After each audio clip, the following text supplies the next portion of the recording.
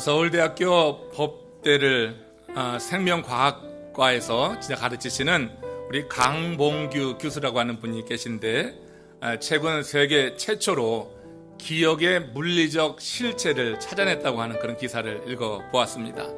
기억이 추상적인데 물리적인 실체가 있다면서 그렇게 증명해 냈던 것입니다.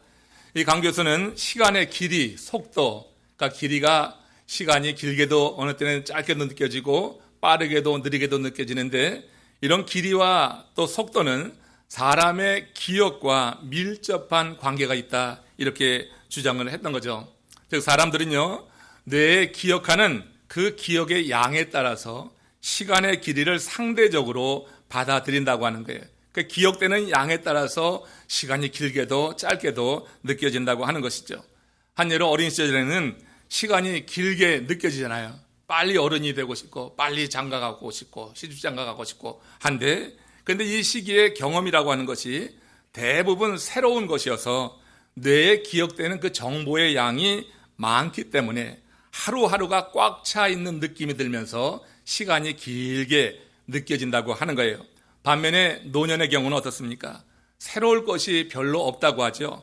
어제나 오늘이나 그냥 유사한 것 같고, 그래서 반복적인 일상을 살기에 뇌에 저장되어지는 기억이 별로 없다는 거예요. 결국 노년의 시간이 빠르게 지나가는 것으로 느껴지는 것은 기억에 남을 만한 특별한 일이 없기 때문에 그렇다고 그렇게 주장하더라고요. 일리가 있는 그런 말 아닙니까? 여러분, 그 말을 바꾸어 보면, 그러나 어떤 기억에 남을 만한 특별한 일이 있다고 할 때 우리는 나이에 상관없이 꽉 찬 인생, 충만한 인생, 항상 기쁨으로 어떤 일에 대한 그런 감동으로 충만한 삶을 살게 될 줄로 믿습니다. 그러니까 우리에게 정말로 특별한 일, 기억에 될 만한 일이 과연 있는가?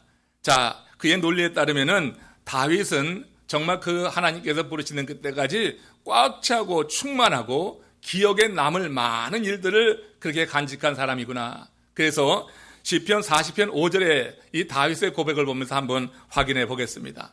시편 40편 5절 말씀 같이 읽겠습니다. 여호와 나의 하나님이여, 주께서 행하신 기억이 많고 우리를 향하신 주의 생각도 많아 누구도 주와 견줄 수가 없나이다. 내가 널리 알려 말하고자 하나 너무 많아 그 수를 셀 수도 없나이다. 지금 다윗은 자기에게 행하신 하나님의 기적, 나에게 행하신 그 기적이 많아서 너무 많아 그 수를 셀 수도 없다고 그랬어요. 여러분, 우리에게 한 번의 기적만 있어도 그거 여러분 평생 잊지 않을 거예요. 근데 다윗에게는 이처럼 그의 고백을 보면은 주께서 행하신 기적이 많아서 그 수를 셀 수가 없다고 하니까 그 삶이 여러분 얼마나 특별한 일로 가득 찼냐고요. 하나님이 함께 하시면서 그 삶을 지도하시고 그 삶을 이끌어 가신 특별한 일로 가득 차 있는 이 다윗의 삶은 그야말로 꽉 찬 인생, 충만한 인생이 됐겠다, 이런 생각을 해보지 않습니까? 이 시는요, 다윗이 사망의 음침한 골짜기를 통과하고 나서 하나님의 그 역사에 감사하면서 쓴 시예요. 사망의 음침한 골짜기를 지날 때 하나님의 손길이 경험됐고 그것이 하나님의 기적이었다. 이런 상태에서 내가 살아날 수 있었던 것은, 그리고 하나님께서 지켜준 것이 다 하나님의 기적이요 은혜였다고 고백을 하는 거예요. 다윗은 사울이 보낸 군대를 피해 쫓겨다니면서 몸도 마음도 지쳐서 그렇게 기진맥진한 상태에 있었지만 그 극심한 고통 가운데 자신을 건져주신 하나님의 역사를 생각했던 거예요. 하나님의 역사를 생각했더니 그 수가 너무나 많은 거예요. 매 순간 하나님이 함께 하셨다고 고백할 수밖에 없는 그러한 순간들이 떠올라서 너무 감사했던 거예요. 여러분의 인생을 되돌아보면서 매 순간순간 하나님의 손길이 경험됐다고 하면 여러분도 이렇게 고백할 수 있는 줄로 믿습니다. 근데 그게 당연한 일이단 말이야. 그건 내가 헤쳐나갔다고 이렇게 자기를 드러내게 될 때는 그런 감사가 나올 수가 없는 거죠. 우리 인생을 되돌아보면서 어려운 순간마다, 고비마다 사실은 하나님의 손길이 그곳에 있었음을 이제 눈을 열어볼 수 있는 은혜가 임하기를 축원합니다. 그럼 모든 게 감사한 거예요. 앞으로도 그렇게 내 인생을 바라보게 될 때 우리는 이 다윗처럼 고백하게 되는 것입니다. 주께서 행하신 기적이 얼마나 많은지 그 수를 헤아릴 수가 없나이다. 매일같이 주와 동행하는 삶 속에서 이런 다윗의 고백이 우리 가운데 있을 때 우리의 삶도 그냥 여러분 허무한 게 아니야. 나이 들어가서 특별히 기억할 것이 없고 나이 들어가기 때문에 그냥 그 날만 기다리는 그렇게 시간을 죽이는 삶이 아니라 매 순간순간 하나님의 역사, 하나님의 기적이 하나님의 임재 속에서 경험되는 이런 고백을 통하여서 우리의 삶은 날마다 충만한 삶을 살아야죠. 나이 들어가는 것도 서러운데 허무하고 외롭고 고독하고 헛되고 이렇게 여러분 우리의 인생을 그렇게 우리가 낭비하고 시간을 보내서야 되겠어요. 우리의 인생은 어느 순간이든지 하나님 부르시는 마지막 한 호흡이 있는 그때까지 하나님께서 행하신 기적이 많더소이다. 하나님의 임재 그 자체가 기적이라고 하는 건데 하나님의 임재 속에서 살아가는 삶을 하나님께 감사하면서 이렇게 많은 기적을 행하셨사오니 내가 그 수를 헤아려 알 수도 없습니다 하고 우리 삶 속에 충만함과 풍성함이 주님께 날마다 고백될 수 있기를 원해요. 여러분, 다윗은 이렇게 고백했듯이 하나님이 우리 인생에 대해서 생각이 많다 고백을 했는데 정말 우리의 인생에 대해서 하나님이 이렇게 고백하는 삶의 인생에 관심이 많은 거예요. 그렇죠? 그 인생을 많이 생각한다고 하는 것. 다윗의 인생을 생각하신 하나님은 정말 하나님이 그 다윗의 삶에 관심이 있었다고 볼 수 있는 것입니다. 사람이 누군가를 사랑하면은 자연히 그 일거수일투족 관심을 기울이게 되잖아요. 거리와 상관없이 어디에 있든지 사랑하면은 그 사람에 대해서 생각하고 그가 무엇을 할까 우리는 여러분 어떻게 관심을 갖고 보는 거예요. 우리 자녀들이 멀리 나가서 이제 따로 이제 대학 가면은 가 있게 되는데 그 먼 거리에 있어도 어떻게 해요?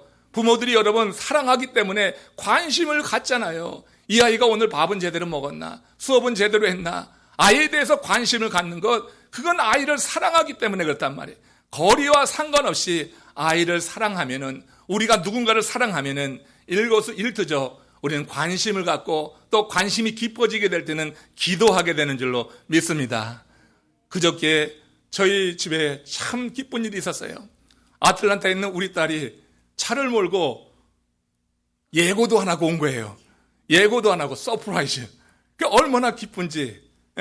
늘 제 엄마가 얼마나 많이 생각을 하고 있어요. 매일같이 엄마랑은 통화하는데 저는 뭐 매일같이 못하고 옆에서 듣기만 하지만 이렇게 여러분 관심 있고 사랑이 있어서 매일 통화하고 있었는데 아니 말도 안 하고 그냥 그 먼 거리를 차를 가지고 왔어요. 그러니까 얼마나 좋은지 정말 기쁘더라고요.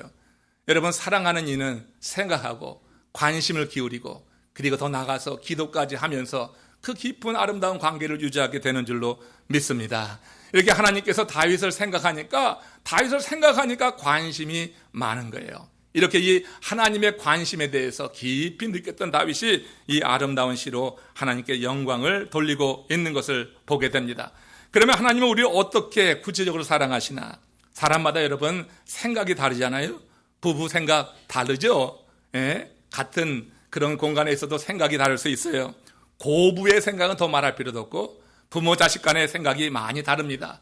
세대 간의 생각의 차이가 점점 커지고 있는 것을 봅니다. 핵무기 폐기에 대해서 보세요. 우리 정부와 북한의 생각이 얼마나 다른지. 같은 언어를 쓰는 민족인데 그 생각이 달라요. 그러니 여러분 동서양의 생각이 얼마나 다르겠어요. 미국과 북한이 동상이몽을 꾸고 있는 것을 보면은 정말 생각이 다르다고 하는 거 우리 알아야 돼요. 그렇다면 하나님과 인간의 생각은 얼마나 차이가 있는가? 같은 언어를 쓰고 같은 핏줄인데도 생각이 다르고 차이가 나면 하나님과 인간의 생각의 차이는 더 말할 필요도 없는 것입니다. 하나님의 생각을 한번 봅시다. 로마서 5장 8절 오늘 말씀과 관련되는 하나님의 말씀입니다. 같이 읽겠습니다. 우리가 아직 죄인 되었을 때 그리스도께서 우리를 위하여 죽으심으로 하나님께서 우리에 대한 자기의 사랑을 확증하셨느니라.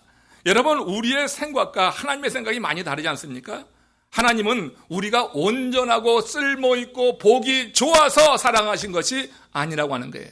우리가 누군가를 사랑하고 교제하려고 하면은 복이 좋아야지 돼요. 내게 어떤 유익이 있을 때 우리 함께 가까이 다가가서 친구가 되려고 합니다. 내게 아무런 도움이 되지 않는다고 하면은 그냥 여러분 스쳐 지나가는 경우가 많이 있어요.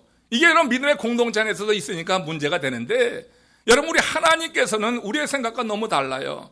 하나님은 우리가 온전하고 쓸모있고 복이 좋아서 사랑한 것이 아니라고 하는 거예요. 흉물스러운 죄로 물든 우리를 주권적인 택하심으로 우리 하나님은 그 사랑을 보여주셨어요. 우리가 죄악 가운데 있었지만 영적으로 보면 너무나 흉물스럽지만 하나님은 독생자를 보내주셔서 그를 희생하면서까지 우리를 사랑하신 그 사랑을 보여주고 있다고 하는 거예요. 여기서 여러분 지난주 큐티 말씀 중에 유대 백성들이 하나님의 사랑에 대해서 퀘션하면서 하나님께 불평하고 항의하는 그런 질문에 대한 답을 오늘 찾아볼 수가 있을 것 같아요. 말라기 1장 2절에서 유대 백성이 하나님께 하는 항의를 같이 한번 읽어봅니다. 시작. 여호와께서 이르시되 내가 너희를 사랑하였노라 하나 너희는 이르기를 주께서 어떻게 우리를 사랑하셨나이까 하는도다. 지금 생각의 차이예요. 하나님은 그 백성을 사랑하셨다 말했는데 그 백성은 어떻게 우리를 사랑하셨다고 그렇게 말할 수 있습니까? 하나님께 반항하는 거예요. 아주 싸늘한 반응이에요. 하나님은 사랑한다고 하는데 그 백성의 반응은 너무 싸늘한 것입니다. 사랑은 무슨 사랑이냐? 무슨 근거로 우리를 사랑했다고 하는 겁니까? 대들고 있는 형국이에요. 우리 형편을 보세요. 이렇게 힘겹게 살아가는데 우리를 사랑한다고요? 말이 안 되지요. 항의하고 있는 모습입니다. 이런 여러분 의견의 충돌이 왜 일어납니까? 하나님이 말씀하신 그 사랑과 유대 백성들이 사랑하는 그 사랑의 개념에 큰 차이가 있는 거예요. 그러니까 유대 백성들은 자기들이 생각하는 사랑의 개념으로 하나님이 사랑한다고 하는 사랑을 해석하려고 하니까, 이해하려고 하니까 말이 안 되는 거예요. 그들이 생각했던 사랑은 하나님께서 필요할 때 공급해 주시고 내 인생의 문제를 청통하게 풀어주시고 내 삶이 이 세상에서 잘 되고 출세하고 무언가 열매가 더 많이 풍성하게 세상에 보여줄 것이 많은 그런 삶으로 축복하는 것을 사랑이라고 생각하는데, 근데 주님께서 사랑한다고 했다고 말했는데 그 기준에 보니까 이게 말이 안 되는 거예요. 지금 유대 백성들은 수르바벨 성전을 지을 때 학계 선지자가 그들에게 한 말을 근거로 해서 지금 이렇게 말하는데 거기부터 잘못된 것입니다. 한번 봅시다. 학계에서 2장 6절에서 8절 말씀 같이 읽겠습니다. 만군의 여호와가 이같이 말하노라. 조금 있으면 내가 하늘과 땅과 바다와 육지를 진동시킬 것이요 또한 모든 나라를 진동시킬 것이며 모든 나라의 보배가 이르리니 내가 이 성전의 영광이 충만하게 하리라. 만군의 여호와의 말이니라. 은도 내 것이요 금도 내 것이라. 만군의 여호와의 말이니라. 학계 당시 그 이스라엘 백성들은 바벨론 포로에서 돌아와서 성전 재건에 나서고 있어야지 됐어요. 근데 바로 돌아와서 성전 터만 닦아놓고 그리고 이방 나라들 때문에 두려워서 성전 공사가 계속 진행되지 못하고 16년간이나 멈추고 있었습니다. 이때 하나님께서 성전 재건에 대해서 그들에게 도전하시면서 학계 선지자를 보내시고 스가랴 선지자를 보내셨어요. 그래서 이 성전 재건에 대해서 꿈을 심어주고 이 성전 재건을 이루어져야 될 당위성에 대해서 계속해서 말씀을 허락해 주셨습니다. 이렇게 해서 성전 재건이 지연되던 것이 마침내 이제 다시 한번 시작이 되게 됐어요. 이때 학계가 하나님의 이 약속의 말씀을 그들에게 심어주면서 성전 재건에 임할 수 있도록 그렇게 행했다고 하는 것이에요. 세계 만국의 보배가 하나님의 전으로 돌아올 것이라고 하는 것이에요. 이 일을 이루게 될 때 하나님께서 이 나라를 택하셔서 그렇게 위대하게 쓰실 것이고 모든 나라 위에 군림하게 할 것이라고 했는데 성전이 완공되고 시간은 흘러가는데 그런데 세계 만국의 보배가 하나님의 전으로 몰려오기는커녕 자신들의 삶이 더욱더 어렵게만 느껴지는 거예요. 그렇게 되면서 하나님께 올리는 제사에 대해서 감동도 감격도 사라지게 되고 시들시들하게 됐다는 거예요. 한마디로 그들이 드리는 제사가 형식적으로 흐르게 되어서 그들이 하나님의 진설병을 드릴 때도 더러운 떡으로 드리고 하나님께 올리는 제물도 저는 것, 병든 것, 눈먼 것 이런 것으로 드리면서 그들이 하나님께 예배했다고 이렇게 행하는 일들이 자행되기 시작했어요. 이런 상황에서 하나님이 말라기 선지자를 통하여서 내가 너희를 사랑한다, 내가 너희를 사랑한다 이렇게 선포하니까 그들이 우리가 무슨 사랑을 받았습니까? 우리 삶이 이렇게 어려운데 아니 세계 만국의 보배가 돌아온다고 하더니 이게 뭡니까? 지금 우리 삶은 더 어려워졌는데요 하면서 항의를 한 거예요. 하나님은 사랑한다고 했는데 도대체 어떻게 우리를 사랑하셨습니까? 하고 되묻고 있는데 여기서 하나님이 말씀하신 사랑과 그 백성이 이해한 사랑의 개념의 큰 차이 때문에 이런 반응이 나왔다고 하는 거예요. 그러면 하나님께서 이스라엘을 사랑하셨다는 그 사랑은 도대체 어떤 사랑인가? 하나님은 사랑했다고 하는데 그 백성을 어떻게 사랑했냐고 하니까 한번 그 차이를 살펴볼 필요가 있을 것 같아요. 오늘 본문 신명기 7장 6절 7절에 보면 바로 주께서 사랑하신 그 사랑의 개념이 여기 나오고 있습니다. 같이 읽겠습니다. 너는 여호와 내 하나님의 성민이라. 내 하나님 여호와께서 지상 만민 중에서 너를 자기 기업의 백성으로 택하셨나니 여호와께서 너희를 기뻐하시고 너희를 택하심은 너희가 다른 민족보다 수요가 많기 때문이 아니니라. 너희는 오히려 모든 민족 중에 가장 적으니라. 보세요. 이스라엘 백성이 하나님의 성민이 된 것은 그들이 무슨 자격이 있어서가 아니라고 하는 거예요. 하나님이 너희를 기뻐하시고 너희를 택하심은 너희가 다른 민족보다 수요가 많기 때문이 아니다. 너희는 오히려 다른 민족보다 가장 적으니라. 너희들의 외적인 조건은 정말로 보잘것없다. 내세울 것이 없다고 하는 거예요. 그러니까 그들을 하나님이 성민, 거룩한 백성으로 택하신 것은 자격이 있어서가 아니라고 하는 것을 말씀한 거죠.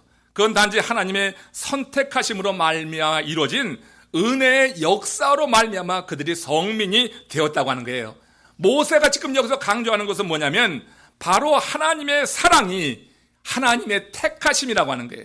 택하심이라고 하는 것이 하나님의 사랑이지, 그들이 이해하는 것처럼 세상적으로 형통하고 출세하고 잘되고 지위가 높아지고 하는 그런 차원이 아니다.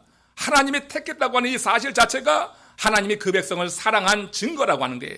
다른 조건이 아니라 하나님의 절대적인 주권 속에서 택했다고 하는 이 사실이 여러분 우리 가운데 믿음으로 고백되기를 축원합니다. 이것이 고백되지 않으면 우리도 사랑받지 못했다고 하는 거예요. 신앙생활하면서 세상적으로 출세하고 뭔가 잔뜩 쌓았고 지위가 높아져야지 사랑받았다고 생각하고, 실제로 하나님이 택하셔서 이렇게 남들 하지 못하는 거룩한 처소에서 하나님을 예배하는 이 특권을 우리가 누리지 못하는 거예요. 이건 대단한 특권으로 우리가 고백될 수 있어야 될 줄로 믿습니다. 하나님이 날 택했다고 하는 믿음, 날 택하심으로 하나님이 얼마나 큰 사랑을 행하는지, 죄인 되었을 때 그들 택하셔서 독생자를 보내셔서 희생하신 그 하나님의 희생이 이제 나를 택하신 하나님의 그 은혜 안에서 나에게도 그런 사랑이 임할 수 있다고 하는 믿음 속에 하나님께 예배할 때 그 예배는 대충 드릴 수가 없는 거고, 우린 예배 속에서 임재하시는 하나님을 점점 더 깊게 경험하게 될 줄로 믿습니다. 여러분, 하나님의 사랑은 우리를 택하심으로 이미 이루어진 것입니다. 우리가 예수 그리스도를 주로 고백하는 그 순간에 우리는 하나님께서 큰 사랑을 베푸시고 하나님의 자녀가 되겠다고 하는 이 사건이 여러분들에게 특별한 일로 고백되어서 하나님 내게 행하신 그 기적이 많도소이다. 그 수를 헤아려 알 수가 없나이다. 하나님의 택하심에 대한 믿음을 갖게 될 때 매 순간순간이 하나님이 함께 하시는 그런 삶을 통하여서 하나님의 손길이 느껴지기에 우리도 그렇게 고백할 수 있는 거예요. 그 기적이라고 하는 것이 세상적인 어떤 물질적인 그와 같은 복이 아니라 하나님이 함께 하시고 내주하시고 동행하셨다고 하는 그 고백 속에서 하나님이 내게 행하신 기적이 많도소이다. 다윗은 그렇게 말한 거예요. 십수년을 사울에서 쫓겨다니면서 그는 광야에서 십광야에서 아둘람 굴에서 그가 거처했던 것은 막 너무너무 좋지 않은 그런 상황이었어요. 그러니까 지난주에 말씀드렸듯이 초막 그 은밀한 곳에서 그러나 보호하신 하나님을 찬양하잖아요. 어디나 함께 하신 그 하나님이 계셨다고 하는 이 사실 자체가 하나님이 내게 베푸신 기적이 많도소이다. 그 수를 헤아려 알 수가 없나이다. 여러분들의 인생 여정 속에서 여러분 순간순간 하나님의 임재가 경험되고 하나님이 날 지금 말씀으로 이끌어 가신다고 하는 것이 느껴질 때 그것을 기적으로 고백하시는 신실한 주의 종들 되시길 바랍니다. 그런 고백을 할 때 내가 성숙하게 되는 것이고 내 삶은 꽉 찬 인생이 되는 거예요. 꽉 찬 인생. 그래서 여러분 허무하다, 내 인생 비참하다, 내 삶이 고루하다 하는 것이 아니라 하나님의 영이 같이 하시는 그 삶 속에서 우리는 충만한 인생을 살게 된다고 하는 거예요. 같은 맥락에서 하나님께서 미워하신다는 말, 이건 감정적인 미움이 아니라 하나님이 택하지 않았다고 하는 거예요. 세상에 아무리 잘 나가도 하나님께서 택하지 않은 사람 하나님 미워하신 거예요. 지금 세상으로 잠시 잘 나가면 뭐예요? 길게 봐야 몇 년 되겠어요. 그러나 우리는 하나님의 택하심으로 영원한 복을 받는 하나님의 사람인 줄로 믿습니다. 그래서 우리는 복받은 자라고 하는 거고, 택했다고 하는 이 사실이 하나님 우리에게 큰 사랑을 베푸셨다고 하는 것으로 고백될 수 있어야 될 거예요. 지난주 동네를 지나다 보니까 집 입구로 들어가는데 여러 집에서 내다버린 그런 가구들이 유독 눈에 많이 띄었어요. 여러 집에서 큰 가구들을 많이 내다놨다고요. 그것들은 한때 그 주인이 큰 마음 먹고 거실 한편에 두기 위해서 사두었던 그런 가구였을 것입니다. 그러나 유행이 지났거든 혹은 낡아서든 다른 이유에서든 주인은 이제 그 가구를 아낌없이 버렸어요. 그 가구가 주인에게 주는 기쁨을 더 이상 맛볼 수 없을 때 이 가구는 버림을 받는 거예요. 그렇죠? 여러분, 주인은 그것을 간직하는 것보다 내다 버리는 게 낫다고 판단할 때 아낌없이 내다 버리는 거예요. 보니까 멀쩡해. 하나 갖고 오고 싶은데 갖고 오면 집사람한테 야단 맞을 것 같아. 그래서 안 갖고 왔어. 좀 멀쩡한 가구들 있어요. 여러분, 지난주에 그 가구를 보는 순간 예수님이 하신 말씀이 문득 떠올랐습니다. 마태복음 22장 14절 말씀입니다. 같이 읽습니다. 청함을 받은 자는 많되 택함을 입은 자는 적으니라. 이 말씀이 갑자기 생각나요? 여러분, 택함을 받은 자는, 청함을 받은 자는 많지만 택함을 입은 자는 적다. 이는 신앙의 공동체에 들어오는 것과 구원받는 것은 별개의 문제라고 하는 말로 제가 이해가 됐어요. 신앙 공동체에 누구나 다 들어올 수 있어요. 우리 하나님은 모든 사람이 주 안에 오기를 원하시고 초청하십니다. 누구든지 하나님은 초청하셔요. 그러나 여러분, 초청받았다고 다 구원에 이르는 것은 아니다. 청함을 받은 사람은 많지만 택함을 입은 사람은 적다고 하는 것을 여러분 기억하셔야지 돼요. 이건 얘기는 한 왕이 아들의 혼인잔치를 배설하고 그리고 이제 정식으로 초청장을 보낸 그런 사람들이 오지 않는다는 거예요. 이런저런 이유를 대는 거예요. 시집가고 장가가고 장사하고 해야지 돼서 못 오겠다. 그렇게 다 거절하는 거예요. 그러니까 이 왕이 진노했어요. 잔뜩 분노하며 화를 내면서 그 종들을 내보냈습니다. 그리고 그들에게 이렇게 명했어요. 너는 가서 사람을 만나는 대로 이 혼인잔치에 청하여 오라. 이래서 이 사환들이 사거리로 나가서 만나는 사람들, 성경에 보면 지나가는 자가 악한 자나 선한 자나 가리지 않고 다 이렇게 그 잔치 자리로 초대해 왔다고 하는 것입니다. 근데 왕이 이제 잔치를 배설하기 위해서 그 잔치 배설하는 그 장에 들어가려고 하니까 한 사람이 예복을 입지 않고 있는 거예요. 이에 이 왕이 그 사환들에게 이렇게 명령하는 것입니다. 마태복음 22장 13절, 이 말씀 끝에 청함을 받은 자는 많되 택함을 입은 자는 적다고 하는 말을 한 거예요. 한번 같이 읽어봅시다. 그 손발을 묶고 바깥 어두운 데에 내던지라. 거기서 슬피 울며 이를 갈게 되리라 하니라. 여러분, 저는 이 비유를 본데 조금 이상한 게 있었어요. 이 비유는 누구든지 왕의 잔치에 초청받아 왔으면 지금 여러분 사환들이 나가서 악인이든지 선이든지 왕이 명하니까 그냥 다 데려온 거거든요. 그러니까 누구나 다 들어오는 거예요. 교회 안에는 누구나 다 들어올 수 있는 거고 그 왕의 잔치가 그런 비유니까. 근데 이렇게 다 왔는데 자신이 명령해서 다 이끌어 왔는데 아니 왜 이렇게 밖에 내던져서 이를 가게 할까? 그런 생각을 좀 하는데 여기서 든 생각이 그겁니다. 누구든지 왕의 잔치에 여러 모습으로 이렇게 초청받아 올 수가 있어요. 혹 끌려올 수도 있어요. 어느 이 자리에 오고 싶지는 않지만 누군가의 집에 왔다가 마지못해서 이 자리에 찾아온 분도 없지 않아 있지 않겠어요? 뭐 내가 오고 싶어서 오는 게 아니라 아니 같은 집에서 주인이 예배하러 가니까 따라올 수 있는 거 아니냐고. 억지로 하다못해 그냥 끌려오는 경우라 할지라도 합당한 예복을 입어야 된다 하는 것입니다. 왕의 초청잔치, 그 잔치에 임했으면은 어떤 모습으로 왔든지 그 예복을 입지 않으면은 이처럼 버리워져서 밖에서 울며 이를 갈게 되는 일들을, 이것이 있겠다 하는 거예요. 이걸 영적으로 해석하면 하나님의 말씀으로 옷 입어야 된다고 하는 것이다. 하나님의 말씀으로 옷 입는 것, 이건 하나님의 말씀을 지키는 것을 의미합니다. 이런 맥락에서 모세는요, 본문에서 성민으로 택함받은 이스라엘 백성들에게 그들 하나님께서 택하셔서 이제 그들에게 이렇게 명령하세요. 신명기 7장 11절 말씀입니다. 같이 읽습니다. 그런즉 너는 오늘 내가 내게 명하는 명령과 규례와 법도를 지켜 행할지니라. 하나님의 말씀을 지켜 행한다고 하는 것은 택함받은 하나님의 백성이 하나님을 사랑하는 최고의 표현입니다. 하나님을 사랑하는 최고의 표현은 우리가 하나님의 말씀을 지켜 행하는 것이에요. 왕의 잔치에 초청받은 사람은 누구나 다 어떤 모습이든지 간에 예복을 입어야지 되는 거고, 예복을 입지 않으면 어떻게 해요? 그 보기에는 멀쩡한 가구지만 주인이 기쁨을 얻지 못하니까 내다 버리는 것처럼 예복을 입지 않으면 우리 주께서 그렇게 내다 버려서 이를 갈게 하는 심판의 때를 허락하신다고 하는 말씀으로 듣게 되는 것입니다. 주의 계명을 지키는 자에게 천대까지 그의 언약을 이행하겠다, 인애를 베풀겠다. 신명기 7장 9절에서는 그렇게까지 말해요. 주의 계명을 지키는 것은 당대로 끝나는 것이 아니라 천대에 이르기까지 하나님께서 언약을 지킨다고 하는 거예요.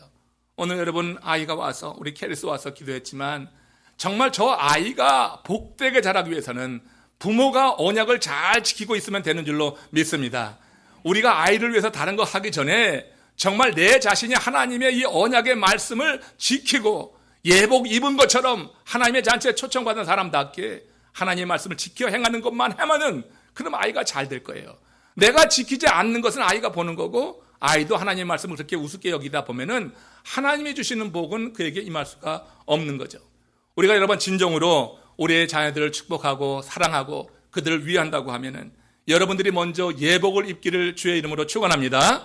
거룩한 예배 처소에 올 때마다 예복을 입고 이곳에 앉아서 하나님의 말씀을 듣고자 하는 마음과 그런 기대감을 가지고 듣게 될 때 하나님의 말씀이 여러분들 심령에 새겨지고 그것이 성령 안에서 감동으로 일어나게 될 때 그 말씀을 지키는 능력이 주 안에서 여러분들에게 허락되어져서 말씀을 지킴으로 말미암아서 이 복이 바로 우리에게 임하게 될 줄로 믿습니다. 이 복을 누리는 하나님의 사람들, 정말 예복 있고 하나님께 영광 돌리는 하나님의 사람들이 됐으면 좋겠어요.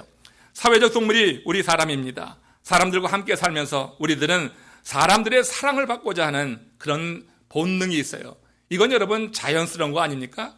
여러분 다 사람들에게 인정받고 사랑받기를 원하는 마음 있는 걸 뭐라고 하지는 않습니다. 그러나 사람이 인간의 사랑에만 목맬 때, 인간의 사랑에만 목매, 하나님을 예배하러 와서도 사람의 사랑과 인정만 받으려고 해. 그 사람의 사랑에만 목을 맬 때 내가 사랑하는 그 사람으로 인해서 내가 목매어 울 때가 있다. 누가 그렇게 얘기하더라고. 사람에게 목맬 때 내가 그 사람 때문에 목매어서 울 때가 있어요. 그 사람의 배신당하고 그 사람의 실망해서 목매어서 울 때가 온다고 하는 거예요. 잘 나가고 힘있고 영향에 있을 때는 사람들이 사랑을 받습니다. 그러나 그건 순전히 조건적인 사랑이라고 하는 거예요. 그 조건이 충족되지 않으면 언제든지 버림받을 수 있는 게 인간 사이의 사랑의 관계다라고 하는 거예요. 그러나 사랑과 긍휼이 크신 하나님은 당신이 택한 백성을 결코 먼저 버리지 않는다, 이렇게 말씀하시고 있어요. 우리가 기억해야 될 것이 바로 이것입니다. 두 가지예요. 하나님께서 우리를 택했다고 하는 이 사실을 꼭 기억하시기를 축복합니다. 하나님이 날 택했다. 그리고 하나님이 날 택했기 때문에 하나님이 나의 삶에 깊이 관심하신다고 하는 이 사실, 두 가지를 기억하고 이 사실을 믿음으로 고백하고 살게 될 때 우리는 매 순간순간에서 하나님의 임재 속에서 하나님의 행하신 기적을 우리는 기억하고 찬양하면서 그렇게 하나님께 영광을 돌리게 될 줄로 믿어요. 그래서 그 삶이 항상 꽉 차 있는 것, 비고 허무한 것이 아니라 꽉 찬 인생 속에 하나님 앞에 풍성한 삶을 살 수 있지 않을까, 이런 생각을 하는 거예요. 하나님께서 우리를 택하셨다는 사실, 하나님이 우리의 삶에 깊이 관심하신다고 하는 이 사실, 이걸 기억하고 믿을 때 우리의 삶의 차원이 달라질 것입니다. 내 삶의 질이 달라지게 될 것이고, 이것을 기억하게 될 때 늘 함께 하신다고 하는 하나님의 은혜가 무엇인지 좀 더 깊게 누리게 될 거예요. 에베소서 2장 4절에서 6절 사이가 그런 말씀이라 생각이 드는데 한번 같이 읽어봅시다. 긍휼에 풍성하신 하나님이 우리를 사랑하신 그 큰 사랑을 인하여 허물로 죽은 우리를 그리스도와 함께 살리셨고 또 함께 일으키사 그리스도 예수 안에서 함께 하늘에 앉히셨다 했어요. 여기서 보면 함께라고 하는 단어가 3번 나오는데, 우리가 허물로 죽었을 때 그리스도께서 우리와 함께 하셨다고 하는 거 있죠. 그리고 우리와 함께 일으키사, 이렇게 말씀이 되어 있고 예수 안에서 함께 하늘에 앉히셨다.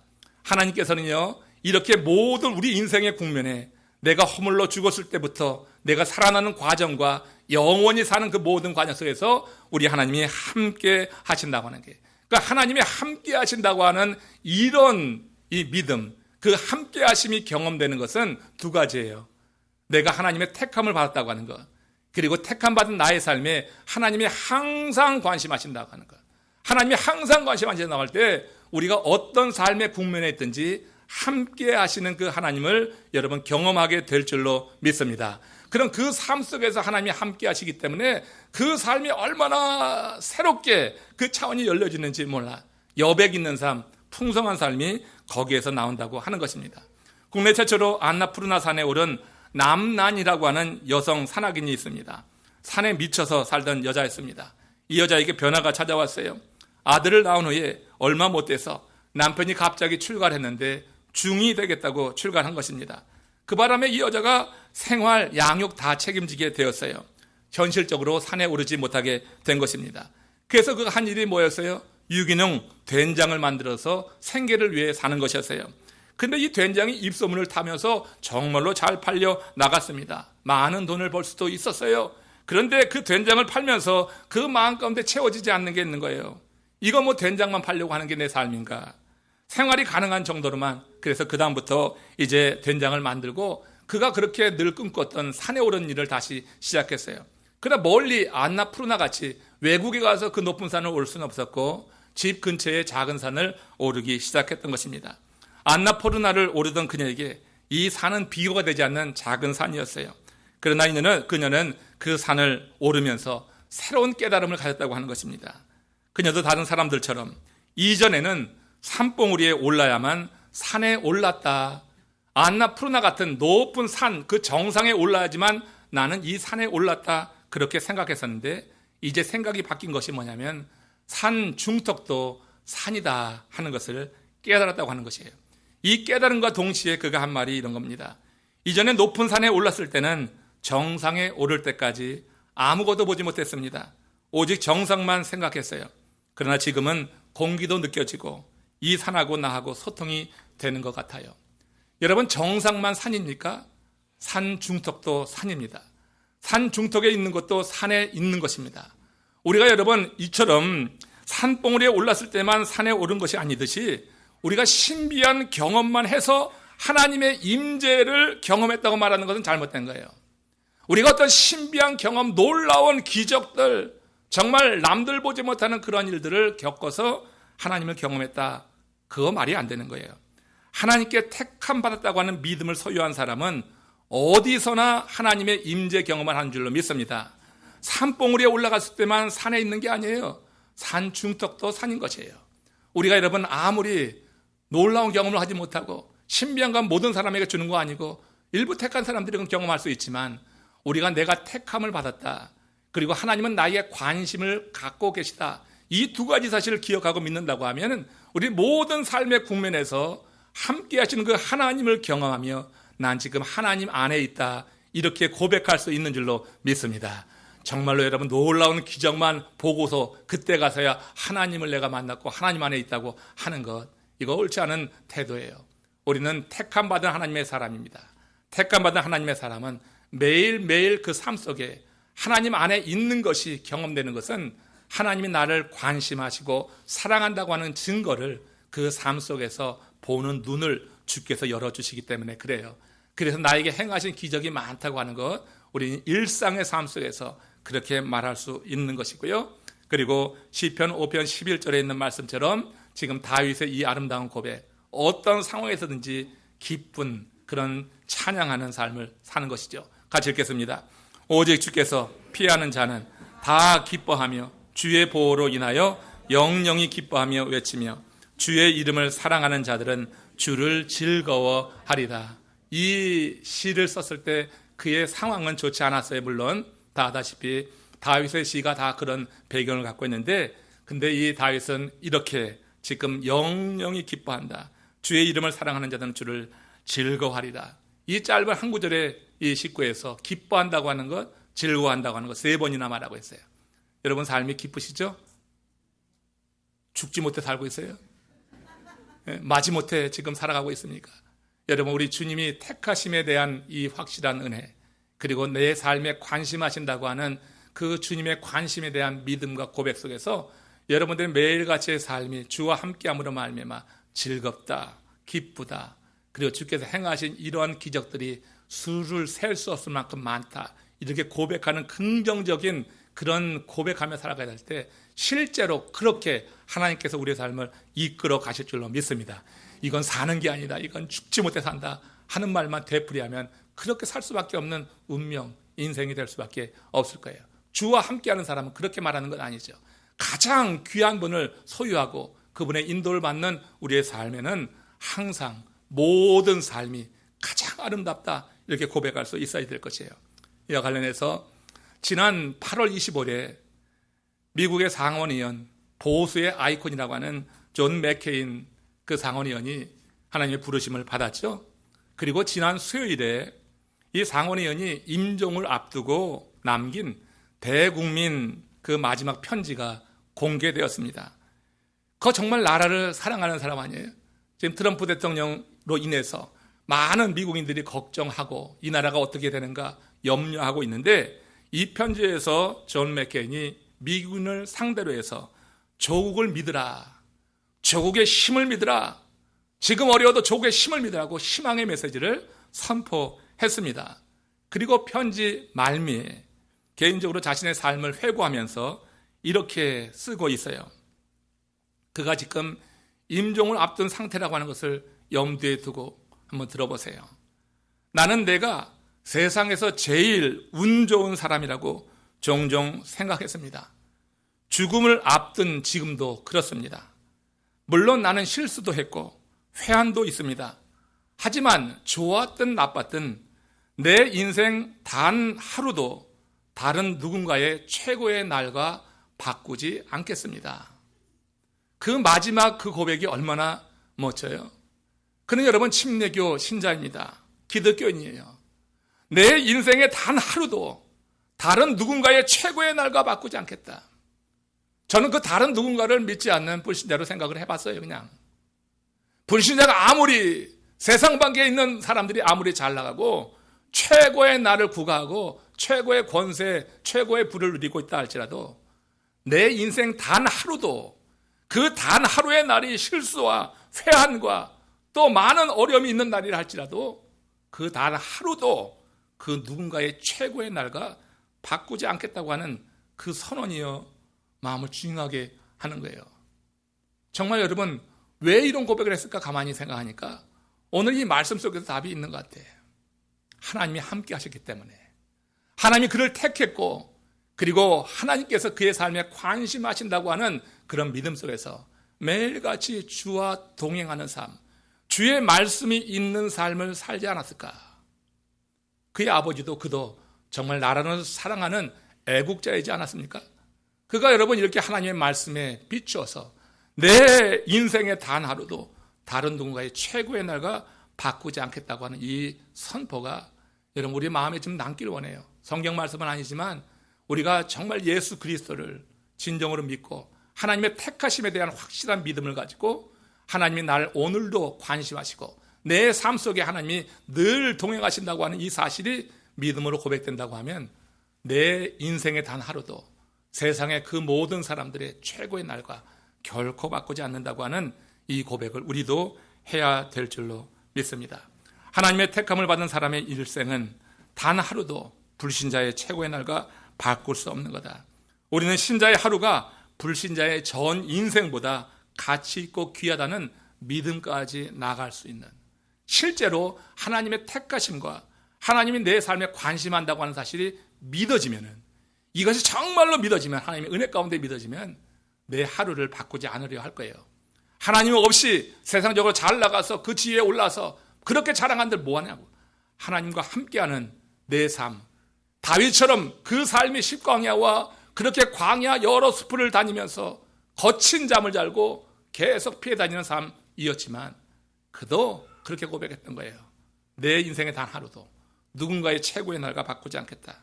하나님이 우리를 택하시면 우리로 이런 고백을 하면서 성민, 거룩한 하나님의 사람으로 살라고 그렇게 우리를 택하시고 조건 없이 우리를 당신의 자녀로 삼아 주신 줄로 믿습니다.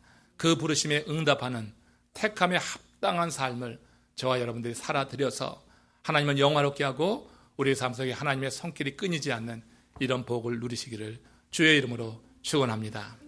고개 숙여 기도합시다. 우리의 택함 받음이 정말 믿음으로 고백되는가? 하나님이 여러분을 택해 주셔서 하나님의 자녀 되게 하셨다고 하는 사실이 정말 진심으로 고백된다고 하면 우리의 삶은 그 자체로 정말 복된 것입니다. 세상에 그 무엇도 부러워하지 않을 그런 믿음, 그런 은혜, 그런 은총이 이미 우리 가운데 임한 것입니다. 이로 인해서 하나님께 더욱더 가까이 서겠습니다. 택함받은 자로서 이제 우리가 예복을 입게 하소서. 거룩한 예복, 주의 말씀을 지켜 행할 수 있도록 주님 성민답게 살게 하소서. 함께 합심으로 기도하시겠습니다. 아버지 하나님 감사합니다.